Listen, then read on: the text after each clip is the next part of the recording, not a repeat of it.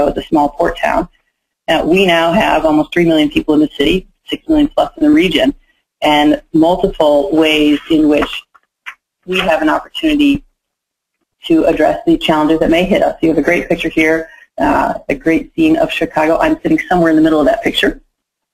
But everything from green space to roads to houses to the Lake Michigan, multiple buildings, all of these questions are things we get to think about when we think about adaptation and ensuring that the investments that we make in our city are good for the long term.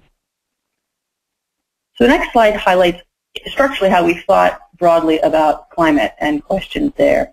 So the City of Chicago put together a comprehensive climate action plan a few years ago. We worked with partners, had great engagement, and were able to look at the long-term opportunities and the long-term implications. So the strategies are boiled down into 5 areas, and the first 4 are really about mitigation: energy-efficient buildings, clean and renewable energy sources, improved transportation options, and reduced waste and industrial pollution. The 5th one is explicitly about adaptation, but we know there are more and more cases where something is good for both mitigation and adaptation. And so we want to make sure we're capturing those multiple benefits. One of the other multiple benefits for us was we looked at the Chicago Climate Action Plan recently with a lens of job creation and economic development. And the industries related to solving these 5 strategies have been growing in the last few years and are predicted to continue to grow. In addition, addressing these issues has been quantified to have some pretty substantial dollar savings opportunities for residents, businesses, and nonprofits throughout the city of Chicago.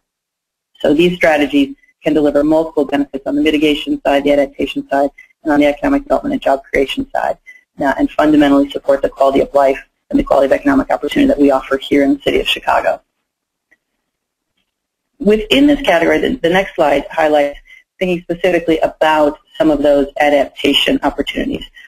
One of the things that we did, again, building on this question of economics, was to try to get a better understanding of what potential changes in the climate could mean for us. So we actually were able to get some good analysis done, and the potential economic impacts of the more extreme scenarios on potential changes in climate are a bit daunting. There are a lot of zeros in those numbers in terms of the impacts that could happen in the city of Chicago.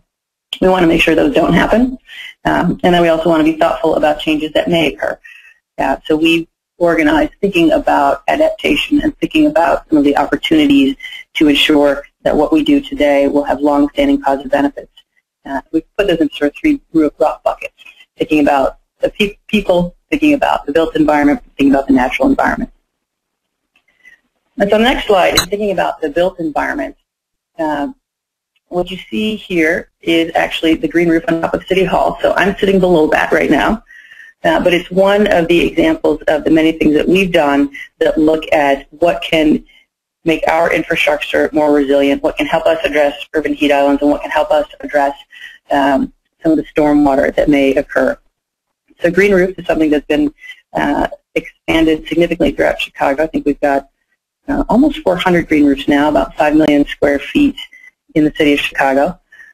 We've also implemented some high albedo roofing materials and streetscapes, and we've installed about 150 or so green alleys with permeability so that we can address some stormwater questions.